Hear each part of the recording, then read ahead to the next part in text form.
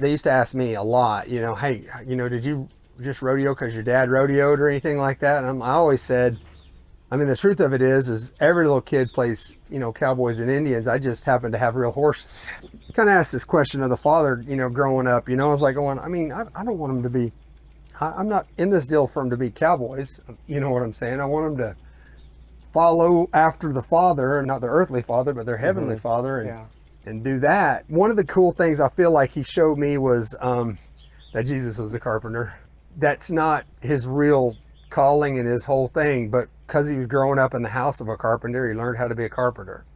So while they were with me, God put them in my care, I used the thing that I had at hand, which was horses and livestock and rodeo, to use that to teach them about who they are and what God had for them. And some of them kept wanting to rodeo with it. That doesn't, even then, rodeo was never going to be the real answer. Yeah. It's just something that I like to say it's a stick. Rodeo is just a stick. It just happens to be the stick I use. What I mean by a stick is like, the thing in Moses' hand was just a stick, right? Just a staff, right? It's just a stick. But God said, lay it down. When he laid it down, it turned into a snake. And then God says, pick it back up. You don't suppose he ever looked at that stick the same way again, right?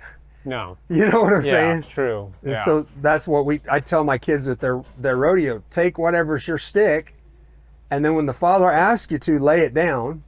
And he'll either say, leave it laying down, or he's going to put his life in it. And then he'll ask you to pick it back up, and then you'll never look at it the same way again.